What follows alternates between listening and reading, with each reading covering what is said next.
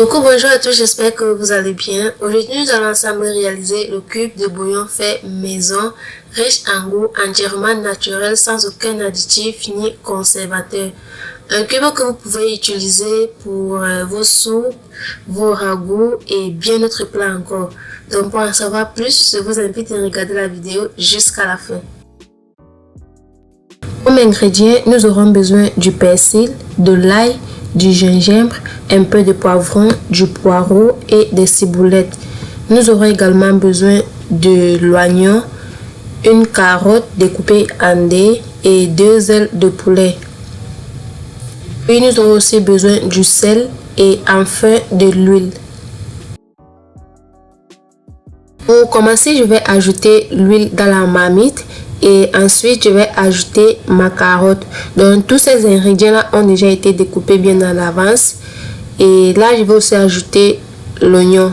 Donc, pour l'oignon, j'ai pris une gousse d'oignon. Je vais aussi ajouter mes persils, ciboulettes, poivrons, poireaux, ail et gingembre. Puis, je vais griller pendant un petit moment avant d'ajouter les ailes de poulet. Donc pour le poulet, c'est facultatif. Moi, je l'ajoute, c'est juste pour relever le goût de mon bouillon de cube. Donc voilà, je vais ajouter et je vais continuer de mélanger avant d'ajouter un peu d'eau. Donc pour l'eau, je mettrai juste une petite quantité d'eau pour qu'elle puisse cuire avec. Donc actuellement là, je vais laisser mijoter pendant quelques minutes.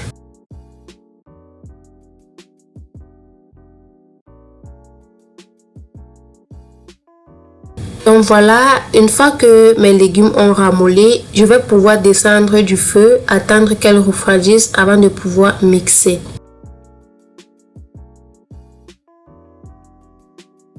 Mais avant de mixer, je vais d'abord retirer la chair qui se trouve sur la partie de mon poulet. Donc je vais retirer la chair, c'est de ça que j'aurai besoin. Et les os, je vais jeter puisque je n'en aurai pas besoin. Et j'ai choisi cette partie du poulet tout simplement parce que les ailes de poulet, c'est une partie qui remonte vraiment le goût des plats.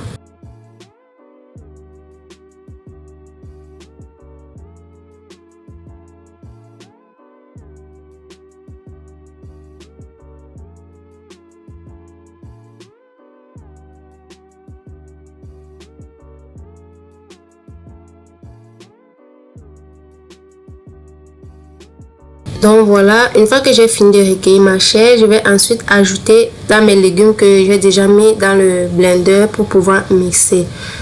Donc je vais ajouter le tout et je vais passer au mixage.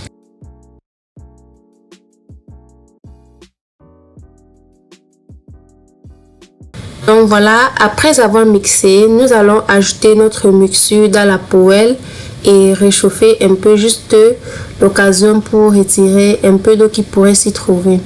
Donc, et je vais le faire vraiment à feu doux, bien à feu réduit. Là, je vais ajouter le sel, puis je vais mélanger et attendre que l'eau puisse sécher au maximum avant de descendre.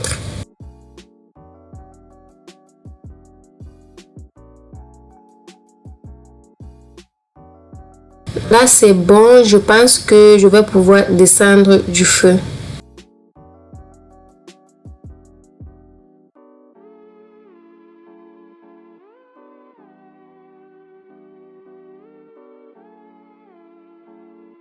Et là, je vais directement verser sur du papier cuisson et je vais bien étaler avant de mettre au congélateur pendant 12 heures de temps.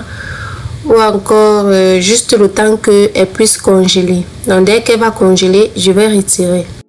Donc on se retrouve juste après.